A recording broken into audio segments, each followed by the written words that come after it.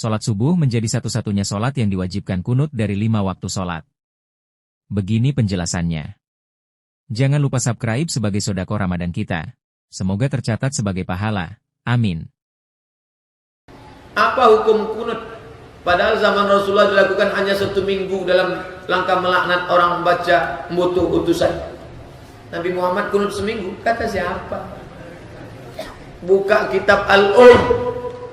Al-Um punya siapa? Imam Syafi'i. Imam Syafi'i itu gelarnya apa? Nasirus Sunnah, penolong sunnah. Apa kata Imam Syafi'i dalam kitab Al-Um? Sebelum terjadi nazilah dai yang dibunuh itu, Nabi sudah kunut tiap subuh. Nabi sudah kunut tiap subuh. Tiba-tiba ketika dikirimnya dai itu dibunuh, disitulah baru datang kunut nazilah. Nazilah peristiwa besar, musibah, barulah dia melaknat selama 1 bulan, bukan seminggu. Ini kenapa dipres dari seminggu nih? Sebulan dia melaknat. Allahumma al'an Ri'il, Allahumma al'an Zakwan, Allahumma al'an Usayah, laknatlah Bani Ri'il, laknatlah Zakwan.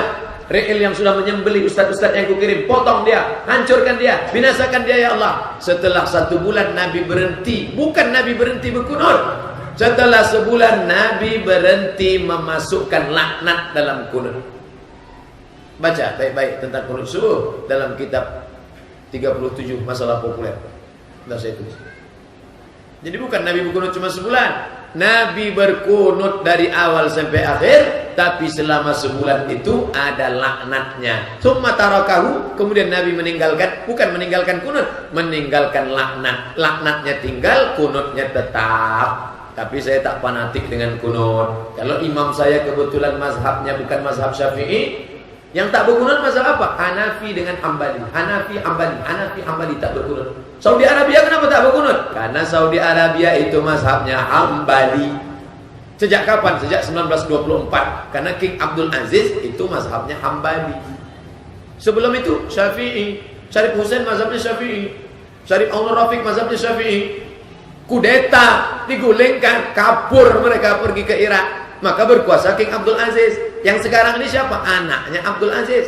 Namanya siapa? Salman bin Abdul Aziz. Hukumnya kunut yang dikerjakan setiap subuh. Taib, Anda berbicara hukum, berarti saya mesti jelaskan turunan hukum. Ingat bedakan ini ya, ada hukum dan sikap hukum, itu beda. Hukum dan sikap hukum. Kalau sikap hukum, itu pilihan seseorang untuk menentukan dan memilih hukum mana yang sesuai. Tapi kalau hukum saja, itu berarti semua turunan hukum yang dipesankan oleh Al-Quran dan Sunnah.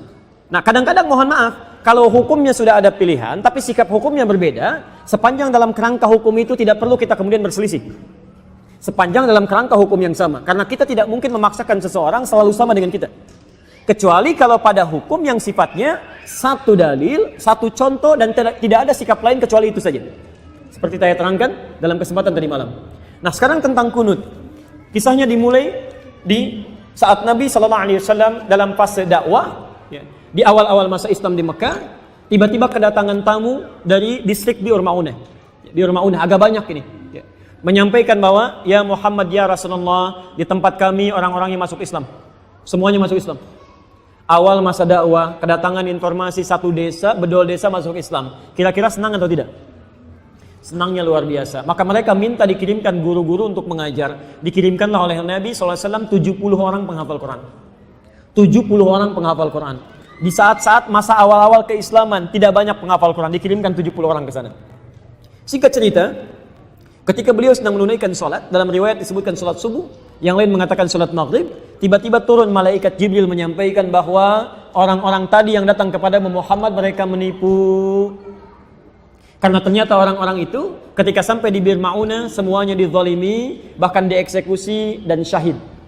Ya, jadi mereka semua dibantai, dibunuh. Ya. Jadi ada yang menipu mengatakan masuk Islam, dikirimkan pengajar tapi kemudian disakiti, dizalimi. Nabi dengan sifat kemanusiaannya marah pada saat itu. Kemudian beliau berdoa kepada Allah Subhanahu wa taala. Ada yang mengatakan doanya sebelum ruku, ada yang mengatakan bangkit dari ruku. Maka beliau mengatakan Allahumma adzib fulan. Allahumma al'anhum, ya Allah tolong hukum si fulan, tolong laknat si fulan. Bahkan disebutkan sebagian dari suku-sukunya, Bani Keda, Bani Keda, Bani Keda. Itu berlangsung selama sebulan. Hingga turunlah kemudian Quran surah ketiga Ali Imran ayat 128 sampai 129. Posisi paling kanan sebelah bawah di mushaf standar. Quran surah ketiga Ali Imran ayat 128 sampai 129. Ayat 128 ini poinnya.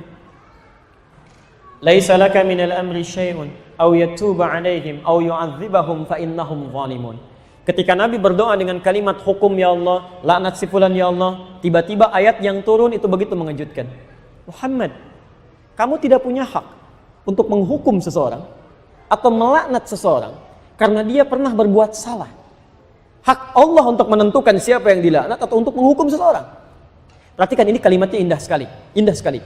Ini ingin memberikan keterangan kepada Nabi sallallahu alaihi wasallam bahwa tugas Nabi itu berdakwah dalam kebaikan. Sekalipun cuma berdoa, maka bila bisa berdoa yang baik-baik, maka hindarkan doa yang tidak baik.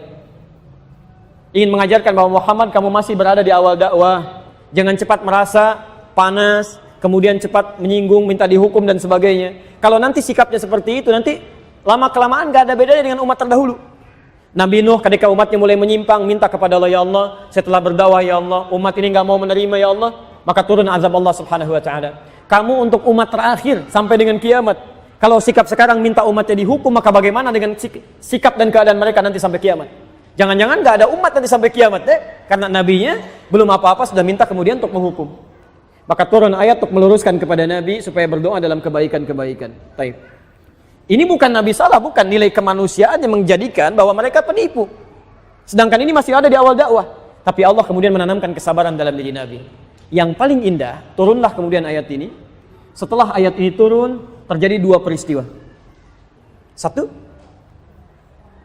Nabi tidak membacakan lagi doa tadi. Ya Allah, Allah laknat si fulan, ya Allah hukum si fulan. Tapi kemudian merubah doanya menjadi doa yang baik. Dalam bahasa Arab, sesuatu yang baik yang dimohonkan kepada Allah subhanahu wa ta'ala, singkatnya disebut dengan kunut namanya. Kunut. Permohonan yang baik-baik sebagai ketaatan kepada Allah. Karena Allah perintahkan berdoa dengan yang baik, ya maka sifatnya disebut dengan kunut. Baik, maka peristiwa yang pertama, fokus. Nabi tidak membacakan doa itu lagi, lalu mengajarkan kepada cucunya Al-Hasan, kepada sebagian sahabatnya, doa yang terbaik sebagai pengganti doa yang ini. Apa doanya? Allahumma hadini fiman hadait, wa afini fiman afait, wa tawallani fiman tawallait, wa barik li fima atait, wa qini syarra ma qadait. Tidak pakai birahmatika ya. Tidak pakai birahmatika, tapi dalam hadisnya wa qini syarra ma qadait. Itu yang diajarkan oleh Nabi sallallahu alaihi wasallam. Maka kemudian ada yang meriwayatkan Nabi tidak pernah membacakan doa itu lagi, dicukupkan, ya, tapi kemudian sahabat mempraktikkan doa itu dalam salatnya. Ada yang menggunakan saat witir, ada yang menggunakan saat Ramadan, ya di 10 malam terakhir, bahkan ada yang menggunakan dalam kesempatan salat subuhnya. Dan itu didiamkan oleh Nabi sallallahu alaihi wasallam. Bahkan ada sebagian mengatakan bahwa Nabi Muhammad sallallahu alaihi wasallam pernah menggunakan itu dalam salat subuh. Walaupun sebagian memandang riwayatnya lemah, ada yang mengatakan yang lain riwayatnya kuat. Dari sini, Bapak Ibu sekalian, karena Nabi sallallahu alaihi wasallam tidak mempraktikkan doa yang tidak baik tadi, kemudian mengajarkan doa yang baik ini, dan beliau mendiamkan sahabat yang mempraktikkan, tidak melarangnya, ya, maka disinilah kemudian para ulama melihat itu, lalu menyikapi dan mengambil kesimpulan dengan tiga kesimpulan. Karena Nabi tidak mengatakan langsung. Kalau Nabi mengatakan sudah nggak usah berdoa, selesai masalah. Kalau Nabi mengatakan berdoa ya, ini bagus, selesai masalah. Tapi Nabi mendiamkan di sini, dan sikap diamnya Nabi dalam implikasi hukum itu bisa menerangkan beberapa pilihan-pilihan hukum. Maka Imam Abu Hanifah mengatakan, karena Nabi sebelumnya tidak baca doa, dan setelah itu pun beliau tidak baca doa lagi, setelah turun ayat tadi, maka beliau menyimpulkan tidak ada doa kunut itu. Makanya saat subuh tidak perlu membaca doa kunut, selesai. Imam Abu Hanifah. Imam Malik, Imam Syafi'i menyimpulkan, Nabi SAW baca doa. Doa ini diganti oleh Allah untuk yang baik-baik. Dan kemudian diajarkan oleh Nabi pada sahabat, sahabat membacakan, Nabi tidak melarang. Ini artinya itu pun dibenarkan kalau dibacakan. Maka dari itulah Imam Syafi'i, Imam Malik mempraktekkan doa kunut ini. Imam Malik membacakan sebelum ruku. Jadi begitu membaca surah di rakaat yang terakhir dalam sholat subuh, itu Imam Malik mempraktekkan kunut, tapi kunutnya nggak jahar, sir. Makanya setelah baca surat agak lama, itu sedang baca kunut dalam subuh. Imam Syafi'i memilih riwayat yang setelah ruku. Ruku i'tidal, sami Allahu liman hamidah, Rabbana walakal hamd, lalu membacakan ini dalam subuhnya. Plus Imam Syafi'i. Allahumma hdini fiman hadait, dan seterusnya. Imam Ahmad bin Hanbal mengambil jalan tengah. Ini Nabi sebelumnya nggak berdoa. Ada peristiwa besar terjadi yang membutuhkan doa, kemudian Nabi berdoa dengan itu. Setelah itu Nabi tidak berdoa lagi.